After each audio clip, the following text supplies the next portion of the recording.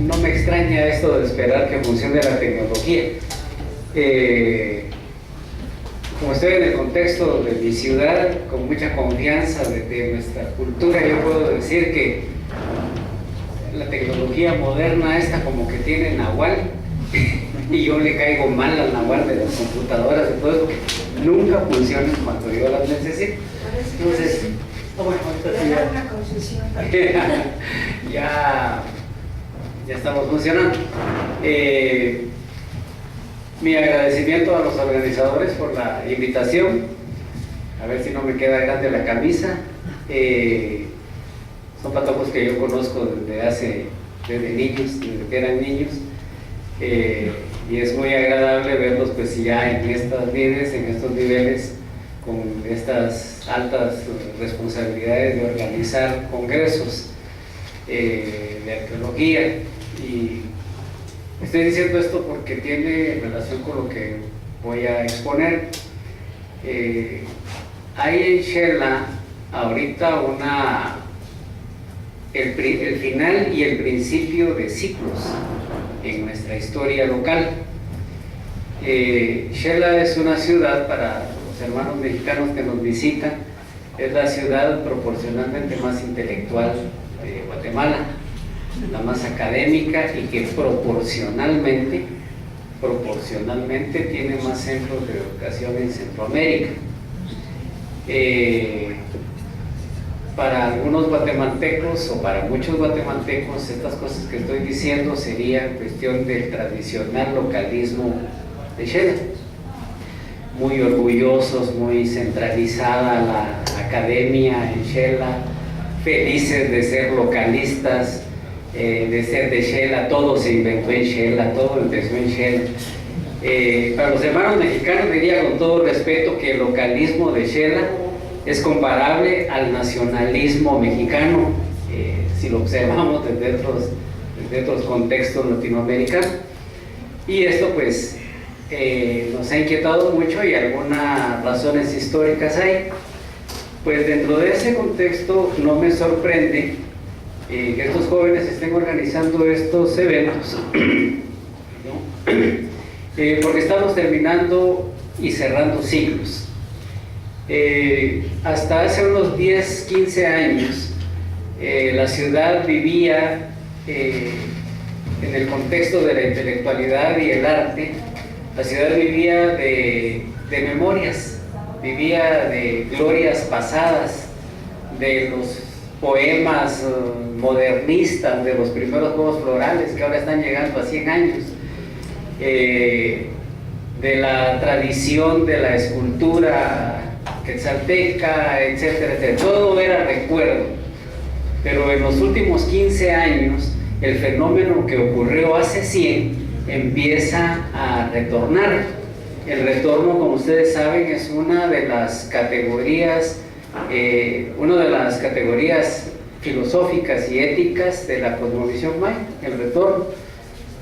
Justamente ahorita hay un retorno de aquella época, de hace 100 años.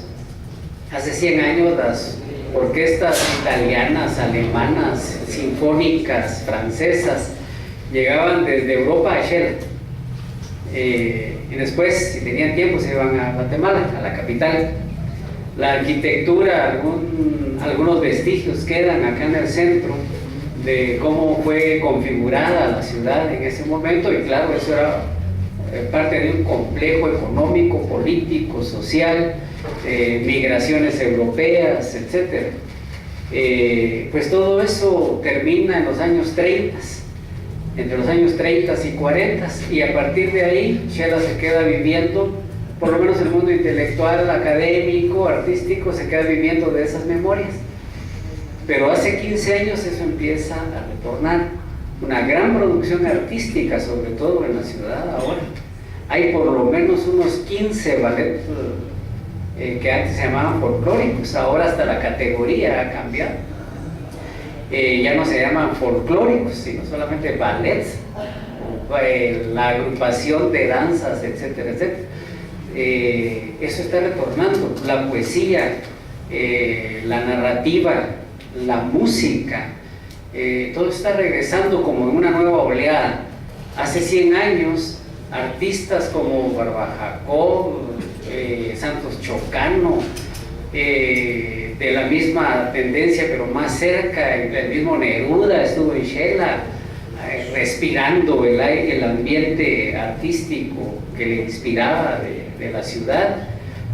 Mucha gente muy importante vino a vivir a Xela en aquel tiempo y ahorita se está repitiendo.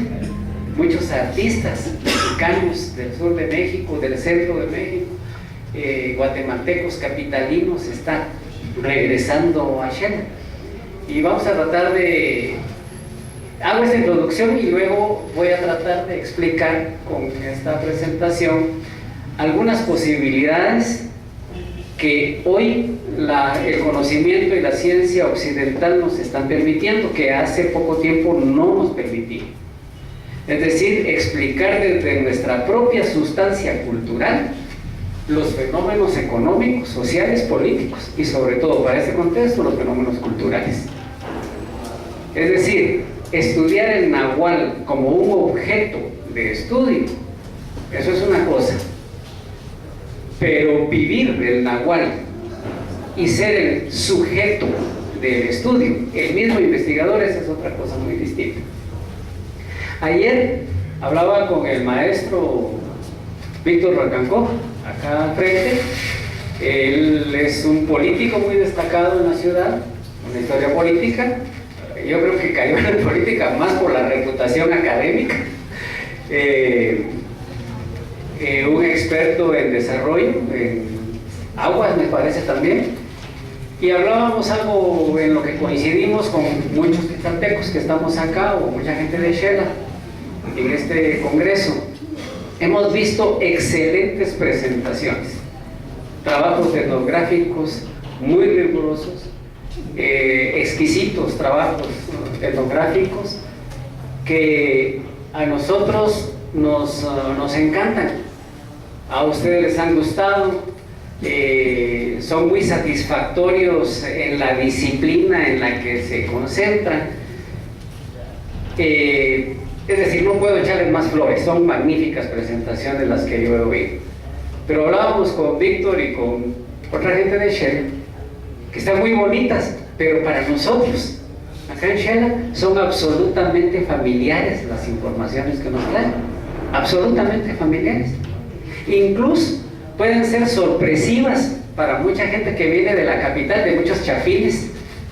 Sepan los mexicanos que los de Xela no somos chapines, somos chivos, somos chapines de la frontera para afuera, pero en el interior los chapines son otra cosa. Los chapines son la causa de la desintegración de Centroamérica. El conservadurismo chapín desintegró Centroamérica, desintegró la federación, imposibilitó el camino, la dirección de la construcción de la identidad nacional, de que era una identidad centroamericana, y centroamericano hasta Chiapas. Entonces el chapín es otra cosa, es decir, en un análisis académico, ¿verdad? Pues incluso para algunos chapines las presentaciones de acá son como una gran sorpresa y que son excelentes, repito. Pero para nosotros aquí no. Aquí no, porque, por ejemplo, se ha hablado de cofradías, del mando, de la ancianidad, etcétera, todo lo que nos han presentado muy valioso. Pero resulta que aquí entre el público ha estado un excofrade mayor de la cofradía del Niño del Santísimo, una de las cofradías bastión de la identidad de Xela y de la nación.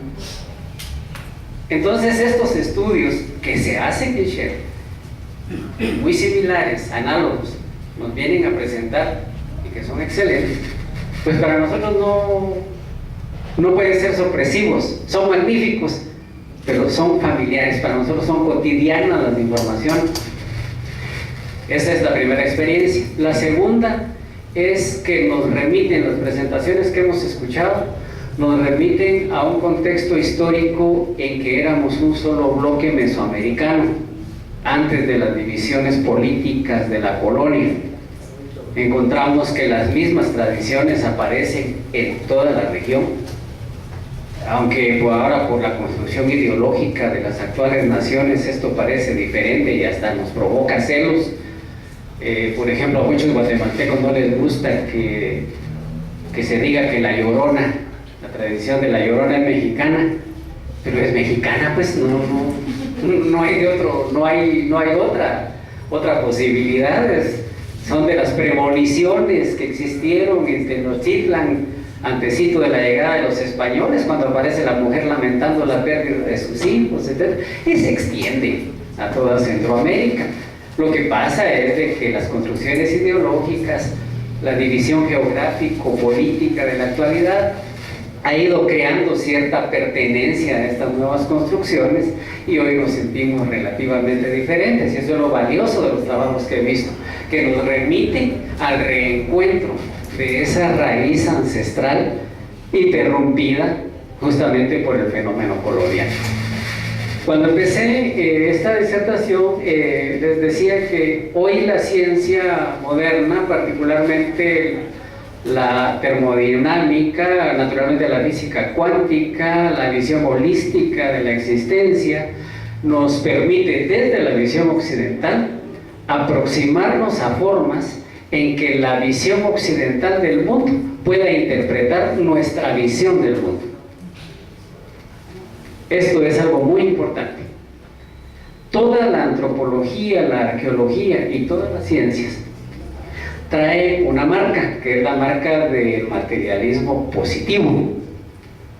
Desde la revolución industrial para acá, la ciencia ha sido direccionada por la dictadura del positivismo y la exacerbación de la razón como único medio para demostrar verdad.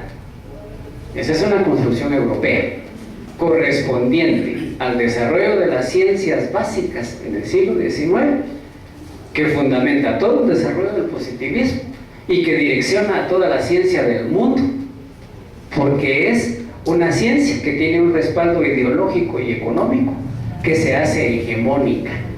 Entonces hoy todos, como decimos en Guatemala, todos tenemos que dar el piojo.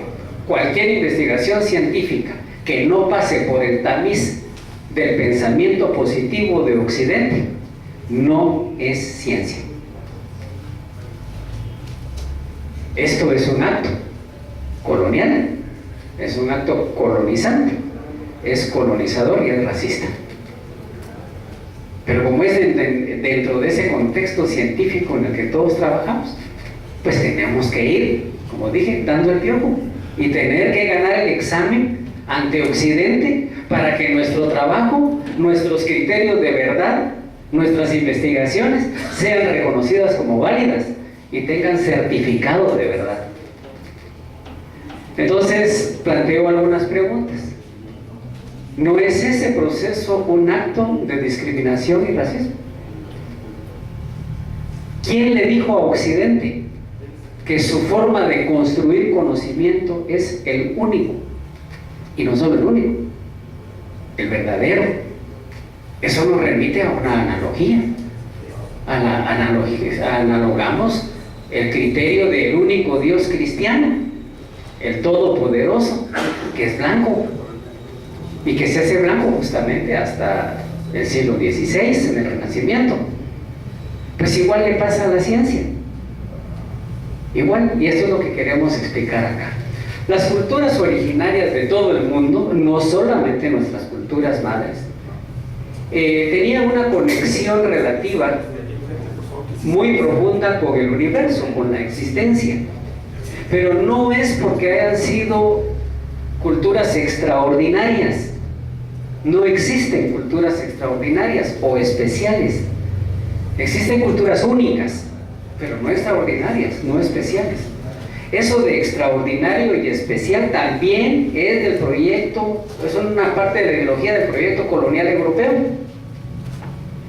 Eso extraordinario, eso especial, es lo que dicta la norma moral y ética para el proyecto colonial, con el que se justifica toda la destrucción que operaron no solamente en América, en todo el mundo, y siguen haciéndolo.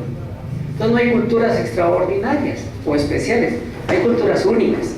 Entonces las culturas originarias, igual que todas las culturas, son culturas únicas. Y a estas culturas a las que les llamamos ancestrales o antiguas, etcétera, tenían su propia tecnología, y esta tecnología es determinante para establecer las relaciones con la naturaleza. Y esa tecnología que determina la forma de relación va construyendo conceptos, y estos conceptos forman sistemas de pensamiento, y esos sistemas de pensamiento ocurren dentro de un contexto geográfico, histórico y político y tecnológico determinados. Entonces vamos creando nuestra realidad. La realidad es una, pero la experiencia de realidad es diversa, y cada cultura es una diferente experiencia de realidad, por extensión, una diferente realidad. Por eso hay cosas que existen y funcionan en un contexto y en una geografía determinada, pero no en otra. Se explican y son válidas las explicaciones en un determinado contexto, pero no en otro. ¿Cómo puedo, por ejemplo, en un contexto de la medicina moderna, decir que una persona tiene determinadas características físicas o de su salud por su nahual? Eso simplemente no cabe para la ciencia occidental. Hay 6 ciudades en América Latina que tienen la concentración más grande de médicos indígenas graduados de universidades: el Cusco, Lima, La Paz, la Ciudad de México, Quito y Xela. El enemigo número 1 de la mal llamada medicina tradicional en estas ciudades es el médico graduado de universidad, pero que es indígena. Ese es el costo que se tiene que pagar para ser médico certificado por Occidente: renunciar a la ontología cultural, divorciarse de la medicina maya para ser certificado como médico occidental. Entonces es un proceso colonial, racista, discriminatorio. Me voy a parar porque me cuesta mucho acá ir viendo, por favor. Esta introducción es para hablar de lo que propongo como memoria fractal o fractales de memoria. Para esto tendríamos de una forma muy rápida que leer lo que es un fractal. Se relaciona con un modelo matemático que describe y estudia objetos y fenómenos frecuentes en la naturaleza que no se pueden explicar por teorías clásicas y que se obtienen mediante simulaciones del proceso que los crea. Es decir, el fractal es un modelo matemático, es una creación, tiene un autor, pero no tiene un final. Se inventa un fractal y se va al infinito. Un fractal es un objeto cuya estructura se repite a diferentes escalas, es decir, por mucho que nos acerquemos o alejemos del objeto, observamos siempre la misma estructura. De hecho, somos incapaces de afirmar a qué distancia nos encontramos del objeto, ya que siempre lo veremos de la misma forma. Siguiente, por favor. Son algunos modelos de fractales, los más sencillos. En un triángulo se dibuja un triángulo interno, entre sus ángulos se dibujan otros triángulos, etcétera, etcétera, etcétera, hasta el infinito. Siguiente, por favor. Este es un fractal mucho más complejo, que tiene ya muchas más ecuaciones en su constitución. Nos da la idea mucho del caleidoscopio.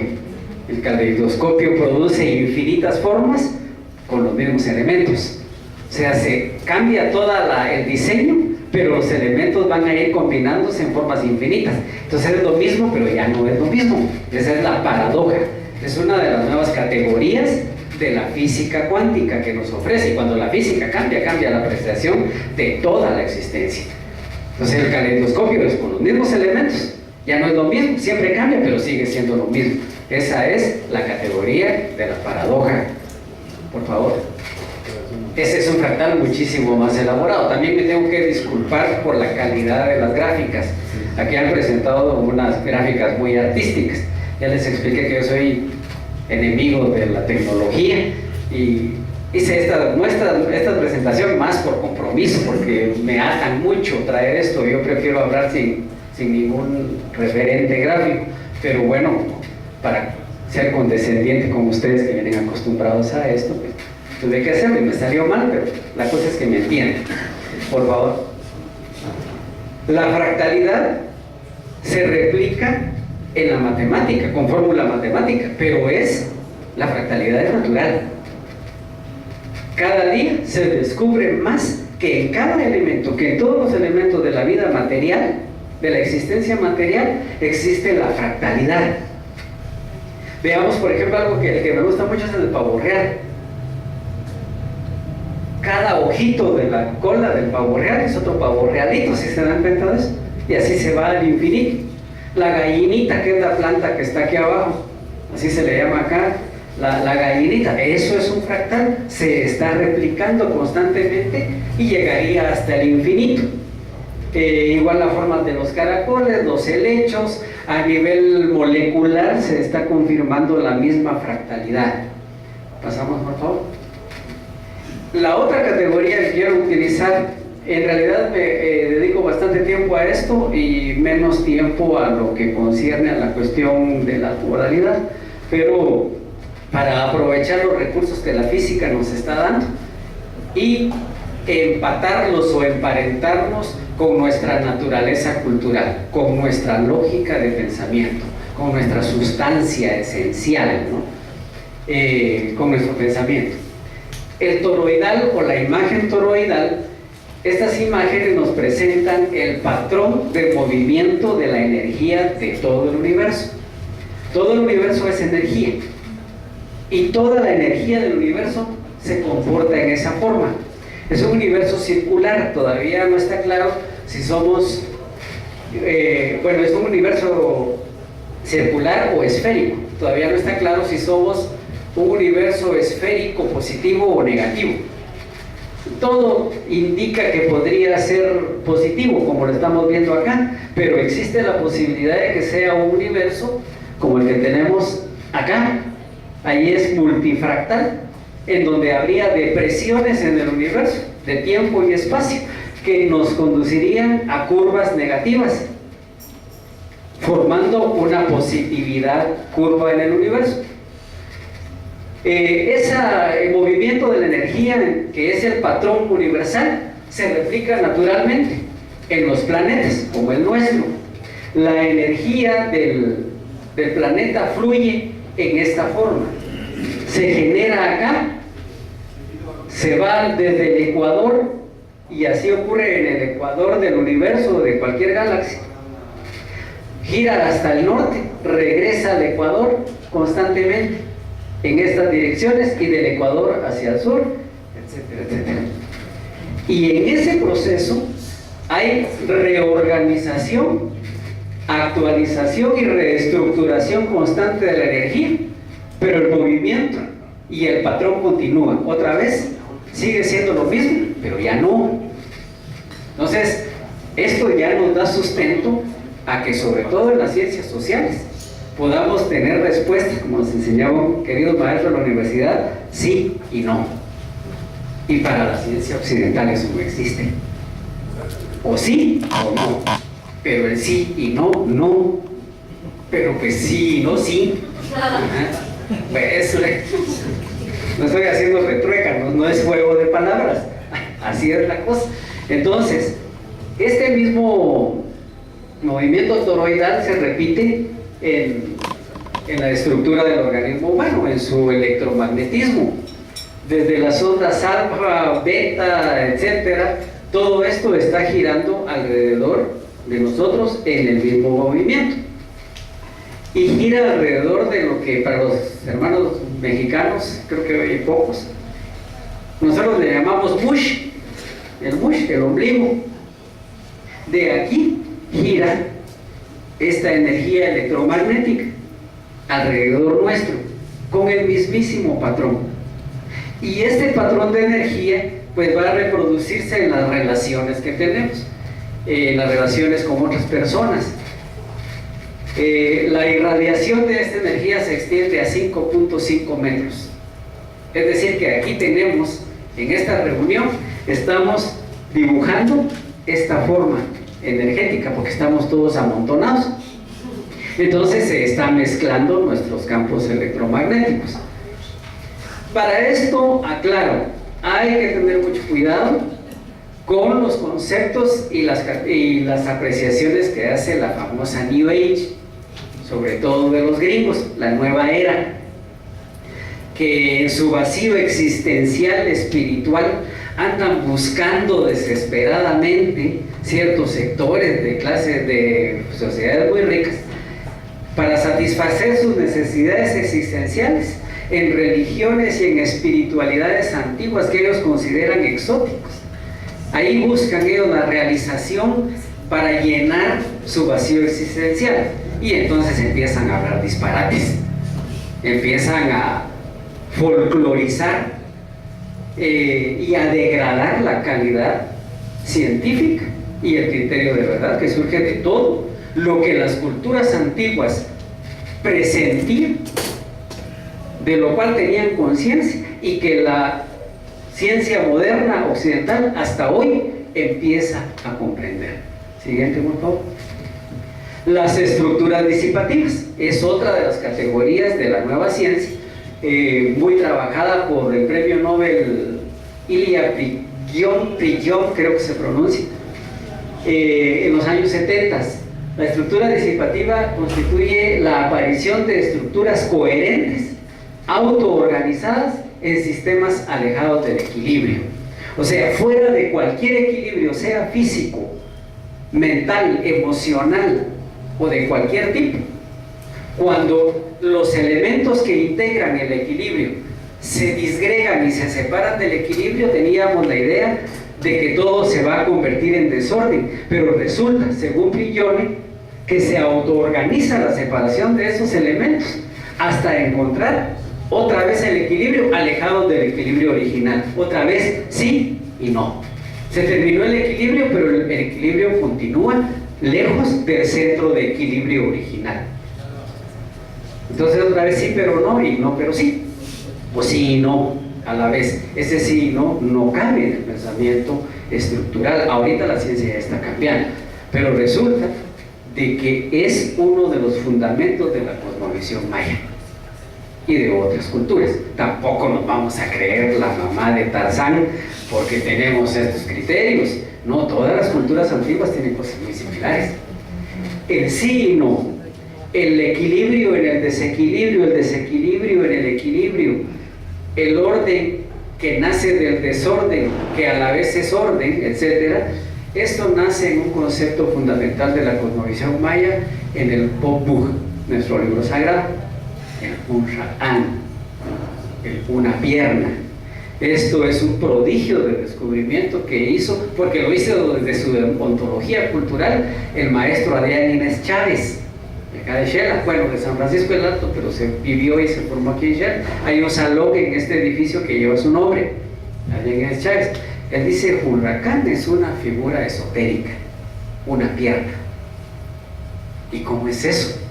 Pues es una pierna, es el universo. ¿Y cómo va a ser una figura con una pierna? Todos tenemos dos, todas las personas tenemos dos, todas las personas sí, pero la energía del universo es apoidal, es uno que se está moviendo, que expresa dos, pero que es uno.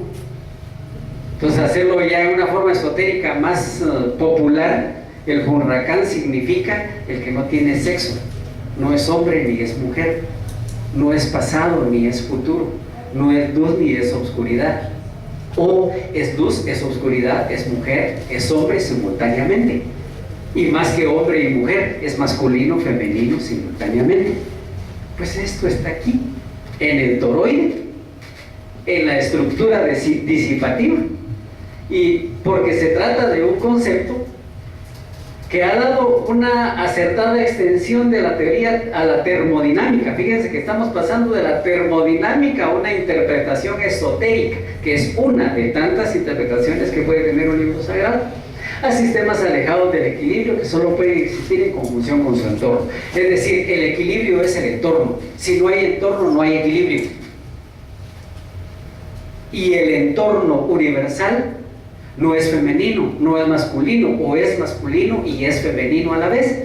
No es pasado ni es futuro, o es futuro y es pasado a la vez. Esto es complicado, es complejo, no complicado, es complejo explicarlo en estas palabras occidentales.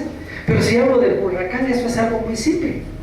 O si hablo del Cabahuil, la doble mirada, también es simplísimo. Es muy sencillo. Y en esa sencillez se contiene el conocimiento ancestral, que hoy, afortunadamente, porque la ciencia occidental está cerrando un círculo, está llegando a fronteras jamás imaginadas por la misma ciencia, es que podemos ahora emparentar estos conocimientos y entonces sí, presentar desde la ciencia occidental criterios de verdad que se hacen universales, criterios de verdad de la cultura maya que se hacen universales a través de la demostración del lenguaje científico occidental. Por favor. El otro recurso que voy a usar es la epigenética. La epigenética siempre ha sido me encantó esta definición. La epigenética siempre ha sido todas las cosas extrañas y maravillosas que no pueden ser explicadas por la genética. Nada más y nada menos lo dice Denis Barlow. Más allá de la genética clásica, la epigenética analiza la herencia en factores ambientales y de memoria fuera de la estructura física, experiencia social codificada en los genes. Ya con estas categorías, con un poco más de confianza, podemos pasar a la siguiente, por favor. La estructura disipativa de la que ya habíamos hablado busca representar la sociedad. Una más. Entonces ahí estamos. Cada cultura es una experiencia de realidad, una construcción de realidad, una estructura disipativa que se organiza en la historia desde los mismos elementos, categorías y formas y principios en forma fractal. Ahí ya tenemos que una cultura se reproduce a través de sus individuos en forma fractal, sin perder el equilibrio original, sin perder la esencia original, pero cambiando. Ese es el Cabahuil del Popú, la doble mirada. Factores constructores de conocimiento. Esto es un aporte que nosotros hacemos. Seguramente hay muchos más factores para construir conocimiento. Todo lo anterior es para hacer un diseño aproximado de los logros de la ciencia que hoy nos permiten emparentarnos con este conocimiento. Pero nosotros pensamos que los factores constructores del conocimiento, puede haber más por supuesto, son la intuición, la memoria, la razón, la emoción y la sensación. Cada cultura es una experiencia de realidad. Cada cultura le va a dar un orden diferente a estos factores, pero no va a poder renunciar a esos factores. Para construir conocimiento se tienen que usar estos factores siempre. El orden es el que va a cambiar y cada cultura ha ordenado en forma diferente ese proceso. En el mundo actual, la ciencia oficial, que es la ciencia occidental por factores económicos, políticos e ideológicos, desde la Edad Media, desde el Renacimiento hasta acá, por factores ideológicos y políticos y económicos, el pensamiento occidental es el que se impone, y ese conocimiento occidental privilegia la razón, aunque participa y usa todas las demás, pero privilegia y sobre todo exacerba el poder de la razón, el poder constructor de la razón. Pero otras culturas lo harán diferente. Pues este movimiento, intuición, memoria, razón, emoción, sensación y otras, en cualquier orden, van a marcar un ritmo y un movimiento toroidal, porque siempre se están alimentando y retroalimentando, moviéndose al futuro, al pasado, a la izquierda, a la derecha, hacia arriba, hacia abajo, al interno, al externo. Eso es un movimiento toroidal de estos factores. Consideremos que todo en el universo es energía, recordemos esto, incluso el pensamiento. Eso es energía. El orden de esos factores es móvil, es transitorio y variable en las sociedades. Esa variabilidad es nuestra construcción social. Eso es lo que nos hace únicos. ¿En qué forma hemos variado? Ese orden está alejado del equilibrio, pero es autoorganización y es nuevo orden. entonces te convierte también en una estructura disipativa. Eso es la sociedad, eso es la memoria, eso es la identidad. Por eso las categorías de identidad cultural que se están usando en Guatemala y en muchos países ya no califican, ya no, con muchísimo respeto a los autores fundamentales de la teoría de la etnia en Guatemala, a los que pusieron el dedo en la llaga sobre el fenómeno del racismo: Guzmán Bocler, Severo Martínez Peláez, el fiel de la balanza entre estos dos autores que fue don Humberto Flores Alvarado, con el respeto a todos ellos. Pero las categorías que usaron para analizar la identidad, el fenómeno de la etnia, el racismo, la otredad, no son suficientes categorías para explicar un fenómeno humano tan complejo como la identidad, porque la identidad es esto: es una estructura disipativa que existe en tanto hay movimiento y hay cambio. Si no hay cambio y no hay movimiento, no hay identidad. Y los autores que menciono, que dieron un gran paso en las ciencias sociales en Guatemala, no lograron salir de esa estructura dicotómica: indio-ladino, indígena-ladino. No lograron porque la ciencia en ese momento no permitía las categorías que hoy tenemos. Siguiente, por favor. Algunas interrogantes. ¿Funciona de la misma manera el pensamiento y en consecuencia la sociedad, las culturas, la historia, la espiritualidad, la sacralidad, el mito y la tradición? Es decir, ¿funciona todo esto en la misma manera que el toroide, que la estructura disipativa, que el fractal?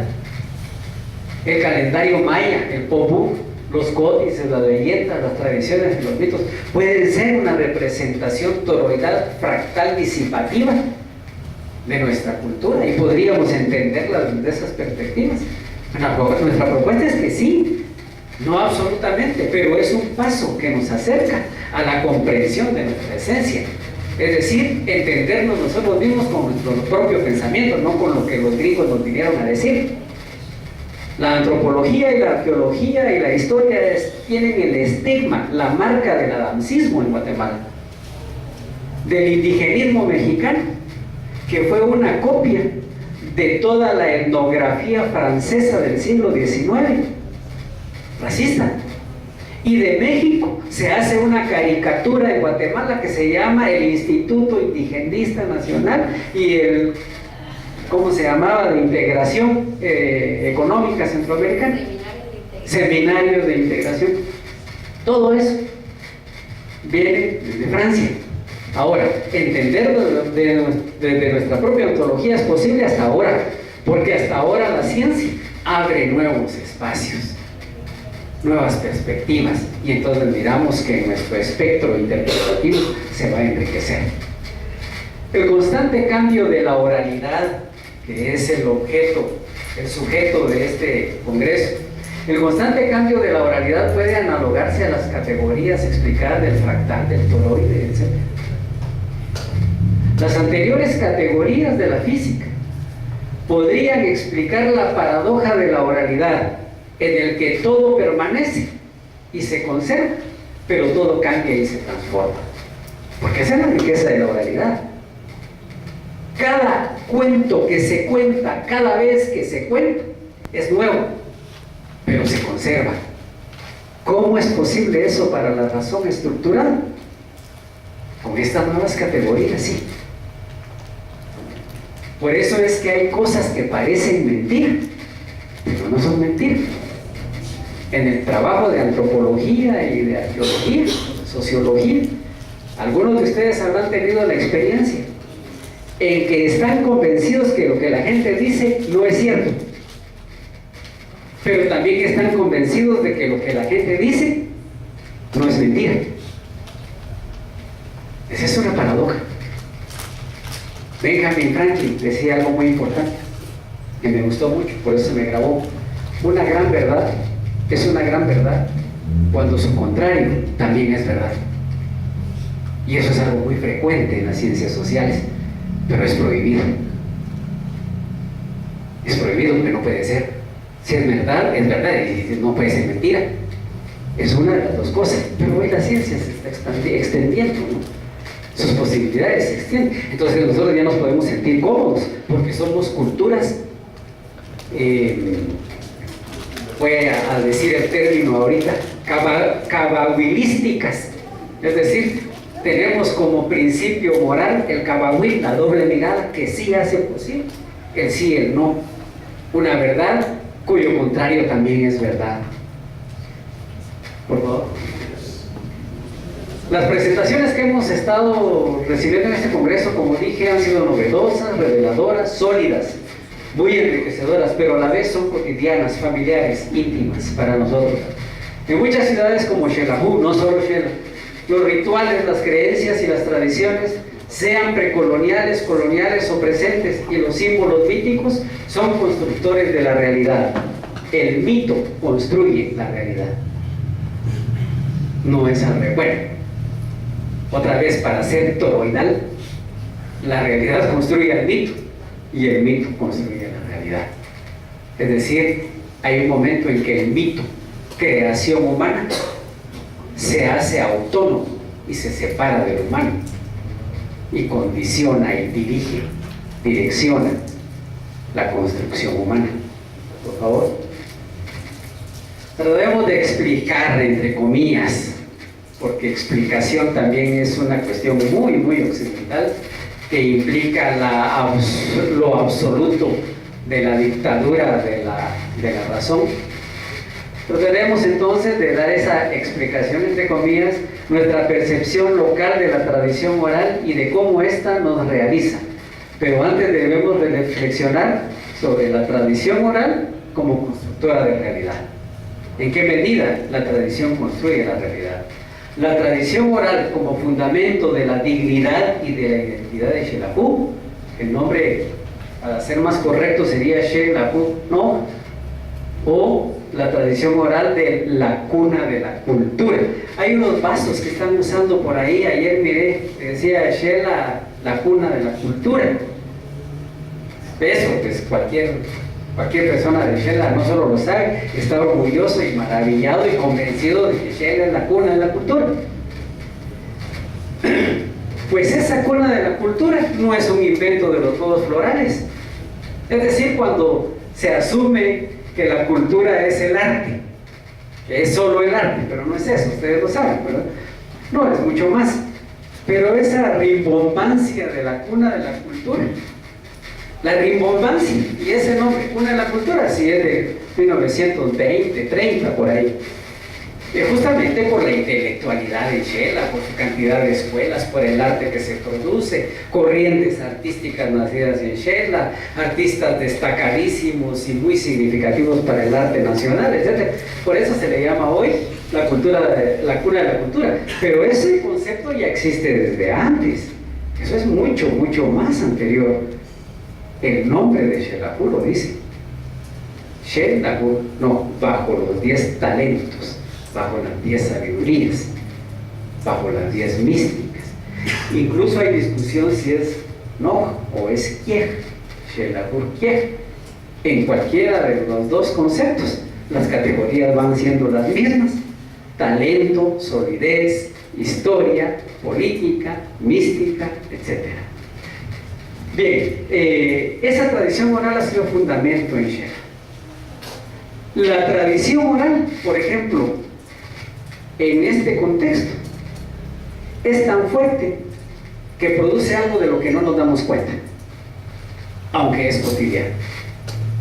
No hay un documento, y cuando hablo de documentos escritos, generalmente se habla de documento castellano, y como esa es la prueba documental para la historia y para la arqueología, lo que no está escrito no existe, no es historia. ¿Cómo va a ser eso? Eso será cierto en otras latitudes, pero para acá no. Acá lo que dicen los ancianos, eso es la verdad. Y esa verdad no solo se dice, se construye. No hay un solo documento en el que se declare que Xelajú es la capital de la región de Quetzaltenango, o de la región occidental, la región de este valle. No hay un solo documento que la declare oficialmente la capital, Xelajú. Hace poquito tiempo celebramos los 492 años de la fundación de Quetzaltenango. Eso es colonial. La palabra es náhuatl. El nombre de nuestro valle es Xelajú. Pero a esa oficialidad Quetzaltenango no solo ha sobrevivido, sino se ha impuesto el nombre Xelajú. Eso es tradición oral. Es el poder de la tradición oral, que alcanza el poder del instinto.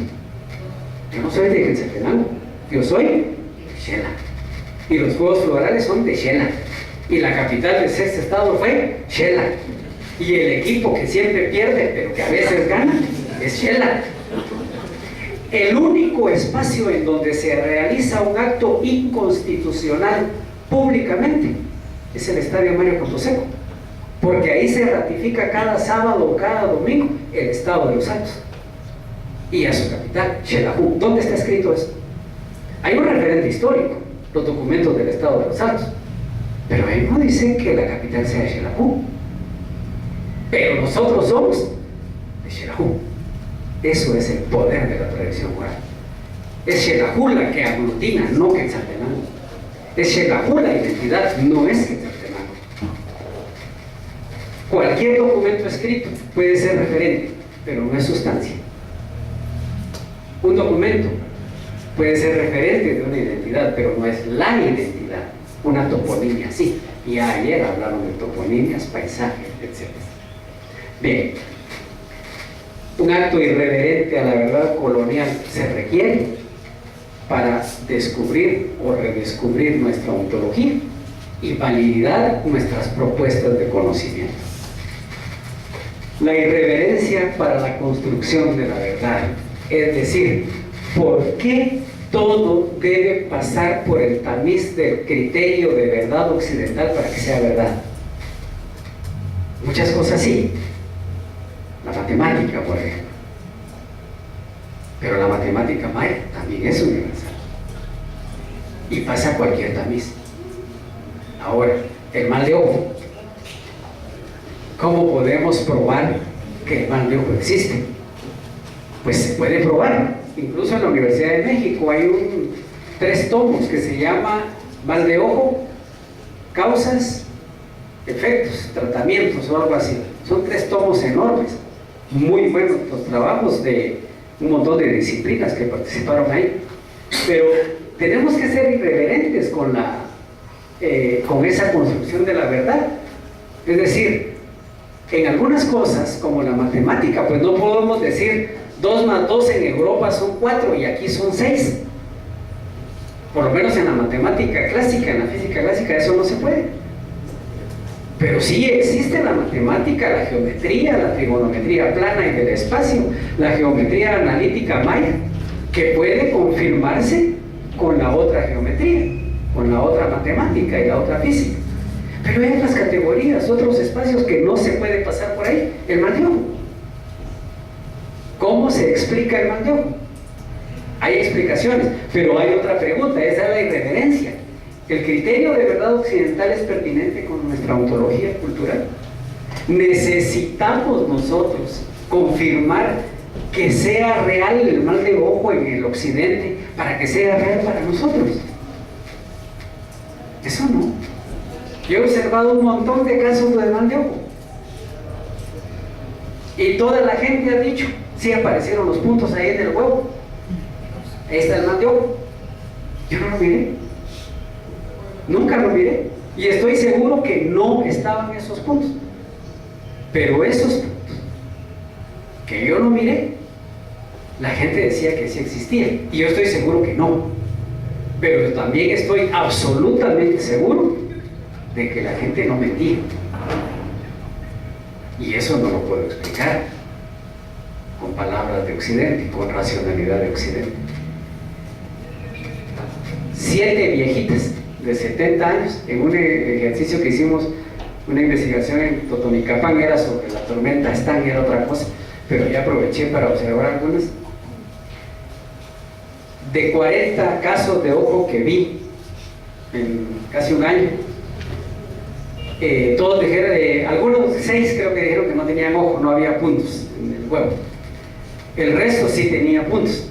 pero en ninguno yo lo miré.